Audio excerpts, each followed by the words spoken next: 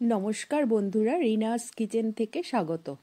আজ আমি তোমাদের শিম দিয়ে পোস্ত করে দেখাবো। তার জন্য আমি 500 গ্রাম মতো শিম নিয়েছিলাম আর পোস্ত বেটেছিলাম আমি 4 চামচ মতো পোস্ত নেব। কড়াইতে আমি 3 চামচ সর্ষের তেল দিয়ে দিলাম।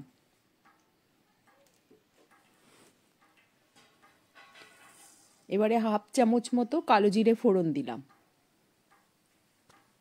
তেলটা একটু গরম হয়ে গেলে আমি হাফ চামচ নুন আর হাফ চামচ হলুদ দিয়ে দিলাম।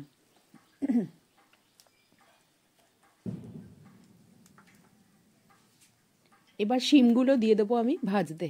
প্রায় 500 গ্রাম মতো শিম নিয়েছিলাম আর শিমের দুদিকের মাথাগুলো কেটে নিয়েছিলাম আর শিরগুলো ছাড়িয়ে নিয়েছিলাম। শিমগুলো গোটাই রেখেছিলাম।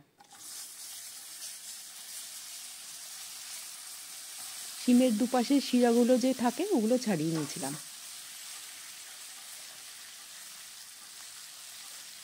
এবার একটু ভাজা ভাজা করতে হবে। আমি একটু ঢাকা দিয়ে ভাজবো যাতে শিমগুলো একটু নরম হয়ে যায়। প্রথমে আমি একটু নেড়ে নিচ্ছি, তারপরে ঢাকা দিয়ে রাখবো। ঢাকা দিয়ে দিলে শিমগুলো নরম হয়ে যাবে।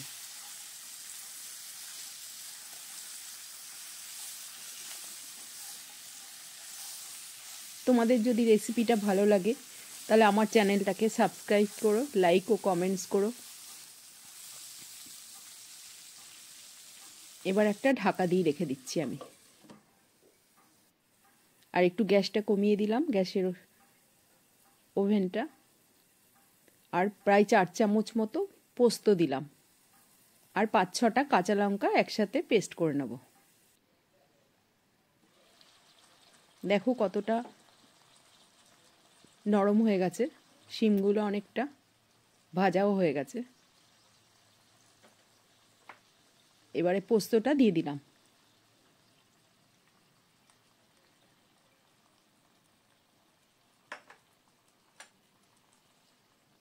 এবার ভালো করে একটু নাড়িয়ে নেব। পোস্ত বেশি ভাজার দরকার পড়ে না, পোস্তটা একটু কাঁচা কাঁচাই ভাল লাগে বেশি খেতে। আর মিক্সিং জারটা ধুয়ে, পোস্তর বাটিটা ধুয়ে জলটা ঢেলে দেবো এর মধ্যে।